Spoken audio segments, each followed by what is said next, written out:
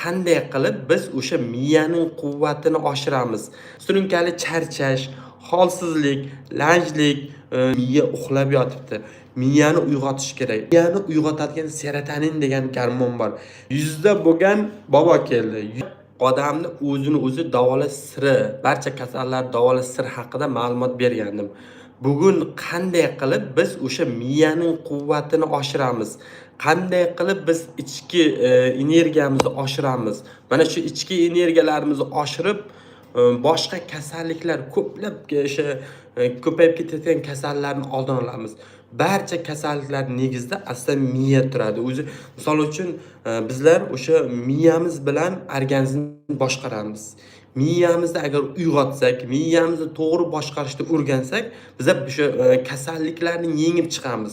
Misol uchun insult, infarkt, surunkali charchoq, surunkali og'riqlar, hazm qilishdagi muammolar ko'plab kasalliklarning negizida bizlar turayotgan o'sha miyamiz uxlab yotgan bo'ladi. Biz o'zimiz bilmaymiz o'sha narsani.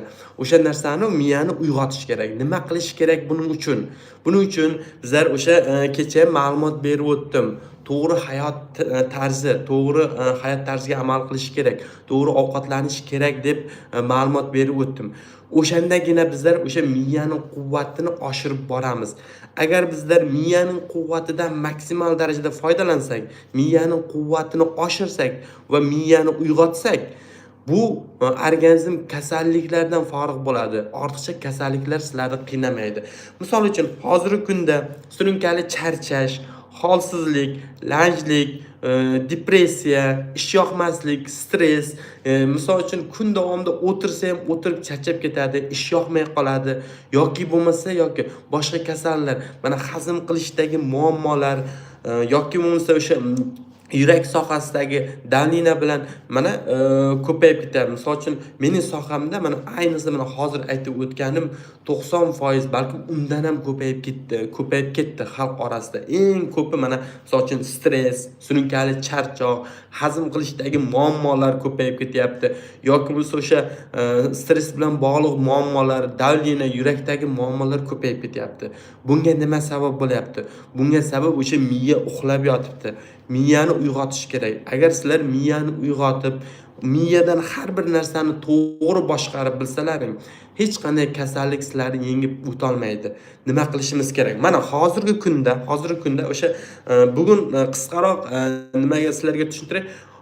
Charchash, lanjlik, holsizlik, ish yoqmas. Sababi nima bo'lyapti? Sababi bunda miya uxlab yotibdi. Miya uxlab yotibdimi? Nima qilishimiz kerak? Uni uyg'otishimiz kerak. Birinchi o'rinda mana shunday holatlar bo'lyaptimi? Buni sababini topinglar nimadanligini. Charchayaptimi? Boya quvvat ko'taradigan energetiklar yoki bo'lmasa o'sha kola, Pepsi, fleshlar ichmanglar. Ular nabrot energiyani olib qo'yadi. Sizlarning bor kuchlaringni olib qo'yadi. O'sha charchashni, holsizlik, lanjlikni, ish yoqmaslikni, o'sha bundan tashqari kasalliklar, yurak kasalligi yoki bo'lmasa boshqa insult kasalligi, infarkt kasalligi, nevrologik kasalliklar bularni ko'paytirib yuboradi. Buning uchun nima qilishimiz kerak? Birinchi o'rinda mana shu biz miyamizni uyg'otishimiz uchun birinchi o'rinda hayot tarziga amal qilish kerak. Kecha ham aytib o'tdim, nima qilish kerakligini. Layklarni bosib qo'yinglar, boshqalarga ham yetib borsin. Juda ham muhim ma'lumotlarni berib o'tamiz. Ya'ni agar sizlar buni qilib bilsalaring, miyalaringni uyg'otsalaring, inshaalloh mana sizlar nafaqat sog'lom bo'lib yurasizlar, balkim miyalaringga shunday g'oyalar paydo bo'ladi, shunday motivatsiyalar paydo bo'ladi, kasalliklar esdan ham chiqib ketadi, tuzalib ham ketasizlar. Xo'p, nima qilishimiz kerak? Birinchi o'rinda miya quvvatini uyg'otish uchun birinchi o'rinda uning sababini topishimiz kerak. Sababi nimadan bo'lyapti? Hazm qilish sistemasidanmi? Yoki bo'lmasa surunkali stressdanmi? Yoki bo'lmasa surunkali charchashdanmi? Yoki bo'lmasa bizlar kam harakatdan bo'lyaptimi? Nimadan bo'layotganligini birinchi o'rinda topib olishimiz kerak. Hozirgi kunda eng ko'p uchraydigan, eng ko'p bo'layotgan holatlar mana hozir kecha aytib o'tdim, kam harakat va noto'g'ri ovqatlanish. Mana shuning hisobiga miya quvvati tushib ketgan. Miya quvvati tushdimi, odamlarda ishga bo'lgan xohishi yoki bo'lmasa o'sha hayotga bo'lgan xohishi, motivasiyalari pasayib ketyapti. tushkunlikka tushib ketyapti. Xo'p, nima qilishimiz kerak? Qisqacha aytib o'tamiz. Birinchi o'rinda eng zo'r miya quvvatini oshiradigan narsa ertalabki harakat. Agar sizlar ertalab turib harakatni yaxshilasalaring, ertalab turib kamida yarim soat 40 minut yursalaring, eng birinchi udar miya quvvatini uyg'otadigan narsa, eng birinchi narsa. Miya quvvatini oshirsalaring, uyg'otsalaring, kasalliklar sizlarni qiynamaydi. Barcha kasallarni yengib o'tasizlar. Assalomu alaykum hurmatli kuzatuvchilar. Like'larni bosib qo'yamiz. Boshqalarga ham yetib borsin. Ikkinchi o'rinda nima qilishimiz kerak? Hazm qilish sistemasini yaxshilash kerak. Ya'ni ovqatlanish tizimini to'g'irlash kerak. Bitta narsa, miyani uyg'otadigan serotonin degan gormon bor. Serotonin degan moddasi bor. Bu serotonin kayfiyatni ko'taradi. Miyani shunday svet yonganda miyada o'sha signal paydo qiladi, yonish signalini. Mana shu narsa eng asos 80-90% oshqozon ichakda ajralib chiqadi. Qolgani 15% miyaning o'zida ajraladi. O'sha 15% ham miyada yetadi. 70-80% oshqozonda ajralib chiqadi. Agar sizlar o'sha hazm qilish sistemasini, ovqatni palapatish ovqatlanasaring, xamirli ovqatlar, shirinliklar, bular qovurilgan ovqatlar, energetik va rangli narsalar bu miya quvvatini tushirib yuboradi, uyg'otmaydi. Naborot charchash, holsizlik, lanjlikni ko'paytirib yuboradi. Shuning uchun hurmatli kuzatuvchilar, o'sha biza miyamiz quvvatini oshirish uchun ozgincha ovqatlanishga e'tibor qilishimiz kerak. Mana men aytib o'tgan ovqatlarni cheklashimiz kerak. O'rniga oqsilga boy mahsulotlarda ko'katlar, mevalar yoki bo'lmasa o'sha dukkakli mahsulotlar, chaqchuqlar, mana shu go'sht mahsulotlari ham qaynatib yoki bo'lmasa dimlab, mana shunday qilib iste'mol qilsalaring, bu miya quvvatini oshiradi. Miya quvvati oshgandan keyin kasalliklarni yengib o'tasizlar. Xo'p, assalomu alaykum, like'larni bosib qo'yingizlar, boshqalarga ham yetib borsin. Ikkinchi o'rinda miya quvvatini tushiradigan narsa mana shu ovqatlanish, noto'g'ri ovqatlanish. Uchinchi o'rinda nima qilamiz? Agar bizlar shu harakatni yaxshilab, birinchi o'rin, ikkinchidan ovqatlanishni to'g'ri qilsalaring, 70% sizlar o'zi miyani uyg'otgan bo'lasizlar. Nima sababdan? Oshqozon ichakda ham serotonin bor. Serotonin ajralib chiqadi. Bu serotonin kayfiyat gormoni. Undan tashqari bizlar hazm qilish uchun miyadan qonlar hammasi oshqozonga ketib qoladi. Miyadagi qon oshqozonga ketdimi? Hazm qilishga sarflanyaptimi? Hamma qon uyqu bosadi ovqatdan keyin. Uxladilaring, bu yoqda o'sha hazm bo'ladigan bo'la, qolgani yig'laveradi. Battar o'sha miyamizning quvvati tushib ketaveradi. Miya uyg'onmaydan uxlab yotaveradi. Battar o'sha charchash, lanjlik, holsizlik, ish yoqmaslik, mana shu kasallik, butun tanadagi og'riqlar, bo'g'im og'rig'i bo'layotgandir mana. Kimda bo'layapti? Qani oralarini mana bizni kuzatuvchilarimiz kimda mana shu holatlar bo'layapti?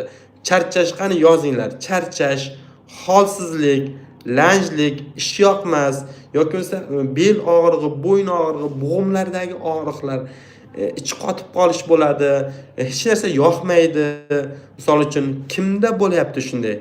Kimda bo'layotgan bo'lsa yozinglar mana. Chunki bu yerda miyaning quvvati tushib ketadi. Agar energichni odamlarni ko'rgansizlarki, umuman charchamaydi. Miya quvvat uyg'onib turgan menda ham. Qani? Yaxshi. Kimlarda bo'layapti shu holatlar? Yozamiz. Kimda mana shu miya quvvat tushib ketgan, ya'ni charchash, lanjlik, holsizlik, ish yoqmas. Uxlab tursa ham bor-ku, uxlagandek bo'lmaydi. Uxlab turayapti. Hozir mana 8 soat uxlayapti, 10 soat uxlayapti. Dam olgandek bo'lmaydi unday insonlar. Nimaga shunday bo'layapti? Sabab kimda bor shu holatlar? Yaxshi. Mana bittasi yozdi, ovqatlangandan keyin, choydan keyin bosh og'riydi. Mana shunaqa holatlar bo'layotgan ekan. Ko'pchilik mana ayniqsa mana ovqatlangandan keyin ko'pchilik uyqu bosadi. Yoki bo'lsa umuman kun davomida ish yoqmaydi, charchab yuradi o'sha. Yoki bo'lsa qancha dam olsa ham o'tirib ishlaydi, qiladigan ishi yo'q, o'tiradi, 3 ta narsani yozadi, o'tirib boshqa, lekin charchab ketaveradi. Bu yerda asosiy nima? O'sha miyaning quvvati uxlab yotgan bo'ladi. O'sha bizlar miya quvvatini uyg'otib varsak, barcha nimalarni yengib o'tamiz. Xo'p, davom etamiz, davom etamiz. Mana ikkinchi o'rinda o'sha ovqatlanishni aytib o'tdim. Birinchi o'rinda harakat. Harakatda obzatni to'g'ri qilish kerak. Ertalabki kechqurungi harakatlar qilsalaring uyg'onadi. Harakat kamayib ketdimi, o'sha miya uxlab yotadi, quvvat tushib ketadi. Ikkinchi o'rinda ovqatlanishni aytib o'tdim. Uchinchi o'rinda nima? Miya quvvatini uyg'otadigan. Uchinchi o'rinda bizlar o'sha stresslar miya quvvatini tushirib yuboradi. Stresslar, siqilishlar, atrof muhitdagilar. O'sha narsadan uzoqroq turinglar. Agar sizlar mana shu siqilishlardan, stresslardan uzoqroq tursalaring, miya quvvatlaring yanada oshadi. Mana hozir sizlarga bitta uyda qilib turadigan narsani aytaman. Bir hafta qilinglar. Ertalab turinglar. Ertalab turib, har kuni bir stakan suv ichinglarda kuniga 40 minut yurib kelinglar. Har kuni ertalab birinchi qilgan ishlaring. Ikkinchidan, ertalab umuman xamirli ovqatlar, shirinliklar yemanglar. Shirinliklar, kofe ichsalaring ham shakarsiz ichinglar. Ertalab shirinlik bu bizning quvvatimizni olib qo'yadi, energiyamizni olib qo'yadi, miya quvvatimizni olib qo'yadi. Non bilan shirinlik eng ko'p yeydiganimiz ertalab shirinlik bilan non yeydi. Mana shu narsani to'xtatinglar-da. Kun davomida ish faoliyatlarini ko'rsa, bir haftadan keyin ko'rasizlar. Ertalab nima yeb ketinglar sizlarga? Yong'oq, mayiz, chaqchuqlar yoki bo'lmasa tuxum, mana shunday narsani yenglar. Bir hafta qilib ko'ringlar, keyin o'zlarini sezasizlar. Obedgacha shunday energiya ishlasizlar, charchamaysizlar. Misol uchun ishxonaga ishga borib shunday o'tirsalaring, ish yoqmaydi. Ertalabdan o'zi uxlab kelgansizlar, dam olib kelgansizlar. Bu odam boshlar qancha ish buyurgan, ish yoqmaydi, charchab o'tirasizlar o'tirgan joylarida. Chunki o'sha miya quvvati tushib ketgan, uyg'onmagan bo'ladi. Birinchi o'rinda mana shu ertalabki shirinlik bilan xamirli ovqatlarni, quyuq ovqatlarni to'xtatinglar. Ertalab 40 minut yurib kelinglarda, ikkinchidan qilinadi ish bizcha chaqchuqlar, nimalar, ho'l mevalar yoki bo'lsa pista, bodom, yong'oq, mana shu kabi mahsulotlar iste'mol qilinglar. Birinchidan, ikkinchidan, obedda odam ovqatlanish kerak. Ovqatdan keyin ko'pchilikda uyqu bosadi, yotadi, obeddan keyingi og'ir o'tadi. Mana bankda ishlaydigan bor, boshqa yerda ishlaydigan bor. Obeddan keyin ishi shunday og'irlashadi yoki uyda ota-onalarimiz bor, yoshi katta insonlar bor, shu qiynaladi, ovqat yegandan keyin shu ichi qotib qoladi yoki bo'lsa charchab qoladi. Bular qiynaladi. Nima qilish kerak? Obedda abzatni suyuq ovqat, go'shtli ovqat yeysalaring bemalol, qaynatib, oqsilga boy mahsulotlar. Bular sizlarga kuch beradi, energiya beradi, miyaning quvvatini uyg'otadi. Shuning uchun obedda bizlar bundan tashqari, miya quvvatini uyg'otishdan tashqari, mana insult olganlar bor, infarkt olganlar bor, yoki bo'lsa bo'g'im og'riqlari, bel og'riqlari, bosh og'riqlari, umuman og'riqlardan qiynalayotgan, nevrologik og'riqlardan qiynalayotgan bemorlar bor. Ularga ham yordam beradi. Ular ham o'sha o'zini o'zi tiklab oladi. Miya quvvatini uyg'otish bilan birga tanadagi o'sha bel og'rig'idan, bosh og'rig'idan, bo'g'imlardagi og'riqdan, surunkali og'riqdan qutuladi. Shuning uchun hurmatli auditoriya, bizni kuzatayotgan insonlar, biza o'sha boyagi obedda yeydigan taomlarni go'shtli qilinglar, quyuq qilmanglar, suyuq go'shtli qaynatmanglar, mevalar bilan boy birgalikda iste'mol qilinglar. Lekin o'sha obedda ko'pchilik birinchi ovqat, quyuq ovqatdan keyin iziga yana kamiga shirinlik yeydi. Yo'q, to'xtatinglar. Bugundan boshlab eshitayotganlar to'xtasalaring, bir haftada o'zgarishni ko'rasizlar tanalaringda. Sog'lom bo'lib bersizlar. Layklar bosib qo'yinglar, boshqalarga ham yetib borsin. Keyingisi o'sha misol uchun sizlar agar oqsilga boy mahsulotlar iste'mol qilsalaring, obedda o'sha go'sht, ho'l mevalar, rezavor mevalar, ko'katlar iste'mol qilsalaring, obeddan keyin umuman uyqu bosmaydi. Mana bunday mo'dirab o'tirmaysizlar, uxlab o'tirmaysizlar, charchab o'tirmaysizlar. Nimaga charchamaysizlar? Chunki bizda eng asosiysi miyani uxlatib tashlaydigan, ichki energiyamizni olib tashlaydigan narsalar, bular o'sha shirinlik bilan nonga bo'kib yeb kelishimiz. Mana shu narsani, ikkita narsani shirinlik bilan nonga bo'kmay yenglar, go'sht yenglar, tandir go'sht yenglar, nonsiz yenglar, barakat topkira, shirinliksiz yenglar. Shirinlik dasturxonda shirinlik bo'ldimi? To'xtatinglar. Assalomu alaykum. Salom berganlar ko'payib ketdi. Yaxshimisizlar? Like'larni bosib qo'yinglar, boshqalarga ham yetib borsin. Juda ham muhimda, juda ham muhim. Miyalaringning quvvatini uyg'otsalaring, inshaalloh kasalliklardan forig' bo'lasizlar. Xo'p, abitdan keyin mana shunday sizlar energetичный bo'lib, quvvatli bo'lib, charchamay o'sha hamma narsa ishlaringda bir necha karra ishlaring oshib ketadi. Ya'ni bir necha karra deganda nima? Ish quvvatlaring oshib ketadi. Ya'ni o'sha ish quvvat bo'lganda o'sha abitdan keyin ham bemalol ishlarni qilasizlar yoki boshqa ishlar bo'lsa, boshqa ishlarni ham qilib ketasizlar. Hammasiga ulgurasizlar, ulgurib bilasizlar.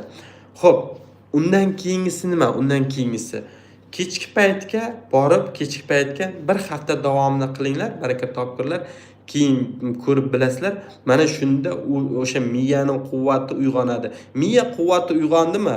Mana boshqa o'sha kasalliklar aytib o'tdik-ku, butun tanadagi og'riqlar yoki bo'lsa charchashlar, stresslar, depressiyalar yoki bo'lsa buning asoratidan bo'ladigan insultlar, infarktlar yoki falaj bo'lib qolishlar, bularni yengib o'tasizlar. Albatta yengib. Nervlar uyg'ongandan keyin hamma narsa tiklanadi-da. Misol uchun falajda ham tiklanadi, insult ham tiklanadi, o'sha quvvat ham tiklanadi yoki bo'lsa o'sha og'riqlar ketadi. Bu hammasi o'sha miyadan boshqarilayotgan narsa. Bizga miyadan signal beradi-da, organizm charchatadi.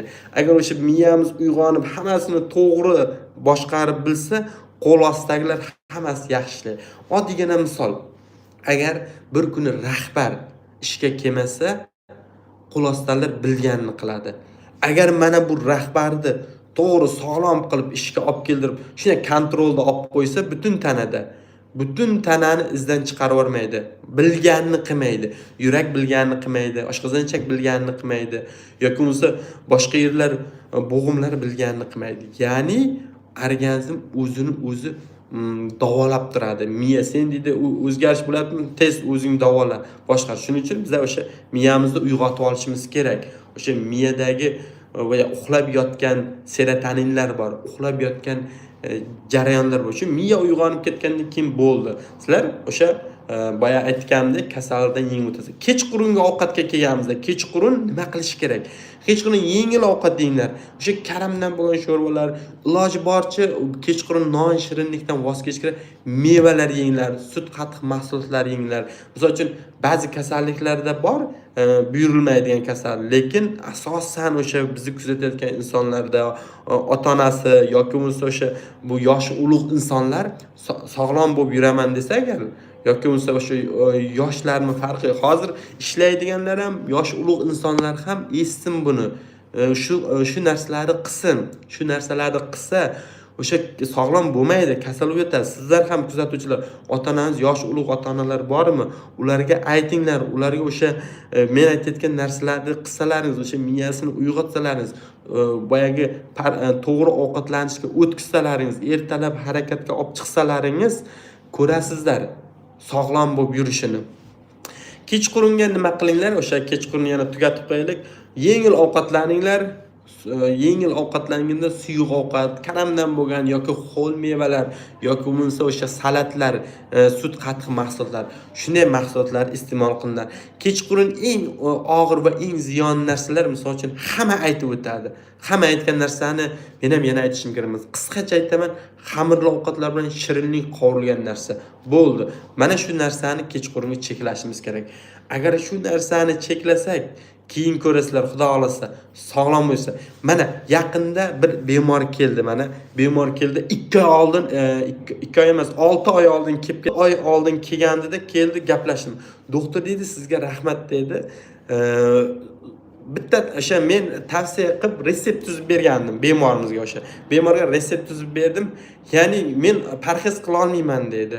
Och yura olmayman dedi. Och qolsam dedi, o'sha asam buziladi dedi. Lekin o'sha miya quvvat tushib ketgan. Uni biz uyg'otishimiz kerak edi. 10 kun lichina qildik. Ularga o'sha tavsiyalarni qildik. Lichina qilib o'sha nina bilan uyg'otdik, keyin to'g'ri ovqatlantirib, uyga borib hozir aytgan tavsiyalarimni qiling dedim. Uyda qildi. 6 oydan keyin kelyapti. Men dedi, oldin dedi, ishlasam, misol uchun qo'llarim og'rirdi. Yursam oyoqlarim og'rirdi dedi. ish qilsam deydi, ish qilsam charchab ketaverardim deydi. Yoki bo'lmasa ovqat yeganimdan keyin uyqu bosadi. Eshityapsizlarmi? Ovqat yegandan keyin uyqu bosadi. Lanch bo'lardi. Yoki bo'lmasa bo'g'imlarim og'rirdi dedi. Mana bu yillar osilib ish qilgan paytda qaqshar ekan, ertasi kuni qaqshab yotgan. Keyingi davlinam chiqib boshlardi dedi. Hazm qilishimda muammo, ichim qotardi, dam bo'lar dedi. Mana shu narsani qilibdi. O'sha men deydi hozir 3-4 soat dalada ishlasam ham deydi. O'sha resept tuzib berdim, ovqatlanish qilib edik. Dalada ishlasam ham deydi. Umuman charchamayman deydi. Mushaklarim og'rimaydi. Baraka toplar, mushak qachon og'riydi? Agar oqsilga to'yinsa, umuman og'rimaydi. Boya biza o'sha yetgan uglevod, shirinliklar bo'lib qolsa, mana bu choynakni olib, bu yoqqa qo'ysalaring ham borki, mana shu qo'l og'rib qoladi. Yoki bo'lsa charchab qolasizlar. Bir 200 metrga yurib kelsalaring ham charchab bir dunyo ish qilganday bo'lasizlar. Bunga sabab o'zlaring bo'lyapti. Bunga sabab harakatlaring kam, yeyotgan ovqatlaring hammasi ziyon berayotgan ovqatlar bo'lgani uchun. Shuning uchun hurmatli kuzatuvchilar, mayli kimdir o'sha gapirayotgan paytda yoqmayotgan bo'lishi mumkin. Yoshlar endi misol uchun 20 yoshda, deydi, kerak emas gapiraver. Yoshi katta insonlar biladi buni. O'zidan o'tganni o'zi biladi. Agar mana shu sizlar aytayotganday shu narsalarni qilib yuringlar-da. Kecha anoda gapirib o'tdim. Bitta ichaklarni tozalab olib turib, tubajda gapirib o'tdim-da, o'shani qilinglar-da. Keyin to'g'ri ovqatlanib tursalaring, keyin miya uyg'onadi. Bu ikkinchi kuni, ikkinchi bosqichda yanada kuchaytirishimiz uchun, yanada uyg'otishimiz uchun. Shuning uchun ko'plab bemorlar mana oddiygina dorilarsiz hamda, dorilarsiz hech qanday misol uchun ukollarsiz, kapinsalarsiz tuzalib ketyapti. To'g'ri, ba'zi kasalliklar bor. O'tkir insult bo'ldi, infarkt bo'ldi, yoki bo'lsa geyna ba'zi nevrologik kasallik bor. Zudlik bilan yordam ko'rsatish kerak. Ularga dori darmon kerak. U 10%, 15%. Lekin xalqimizning 80%, 90% doriga o'tirib qoldi. Dori iste'mol qilyapti. Bor yo'g'i butun 40 million aholining bor yo'g'i 10%ga yoki bo'lsa 15%ga kerak dori o'zi. Aslida u ham bo'lsa qachon? O'tkir holatlarda kasal bo'lgan paytda. Lekin agar o'shalar ham mana miya quvvatini uyg'otsa yoki bo'lmasa miya quvvatini, ichki energiyasini oshirsa, to'g'ri hayot tarziga amal qilib tursa, kasal bo'lmaydi. Kecha 100 da bo'lgan bobo keldi. 100 da bo'lgan. Bir 3 oylik ham 100 bo'lgan. Bobo keldi, sog'lom yuribdi, zdorov yuribdi. O'zi yurib, o'zi kelyapti. Mashinada ham o'zi kelib, o'zi ketyapti. 100 da bo'lgan bobo, Xudo xolasa ertaga nasib qilsa bir olib nima qilaman, ko'rsataman. O'sha bobodan suhbat oldim. Qanday qilib dedim, mana shu 100 yoshgacha dedim, biror marta shifoxonaga bormagan ekan, biror marta kasal bo'lmagan ekan. Nima qilgan ekan u bobo? U har kuni qat'iy rejim, hayot rejimiga yashagan ekanda, har kuni dedi men ertalab dedi, voqli turardim dedi, bomdoddan keyin dedi, yarim soat har kuni yurardim dedi. Qishmi, yozmi, bahormi dedi, har kuni yurardim dedi. Ovqatlanishimga e'tibor qilardim dedi. Ovqatlanishim dedi, o'sha ovqatlanish nima bo'lgan? Ovqatlanishda boyagi hozir u eski paytda nima bo'lgan? Hammasi tabiiy bo'lgan. Hammasi tabiiy bo'lgan. Tabiiy narsalardan oziqlandim. Chetdan kelgan mahsulot yoki esa sitrus mevalar boshqa bo'lib qolsa, umuman yemagan. Shirinliklarni umuman yemaganman deydi, shirinliklarni. Go'shtni yeganman deydi, go'shtni. Go'shtni qaynatib yerdim deydi. Yoki bo'lsa dimlab yerdi, qovurmagan. Mana o'sha bobo sog'lom bo'lib yuribdi. Yuragini tekshirib, yurakda umuman muammo yo'q. Yoki bo'lsa boshqa a'zolarda umuman muammo yo'q. Keldi, nevaralari, bolalari qo'ymay, bolalari ham 60 dan oshgan. Nevaralari 40 dan oshgan, nevaralari qo'ymay 40-50 dan oshgan, kelib o'sha otaxon 100 da bo'lgan otaxonga keling bir lichini olib keting, ko'rinib keting degan shu yelkalariga kelib lichini olib ketdi. Lichini olganda ham qanday qilib ularga tabiiy giyohlar berdik, nina qo'yib, yanada quvvatini, o'sha miyasining quvvatini oshirish uchun lichini qilib berdik. Ularga dori-darmon yozmadik.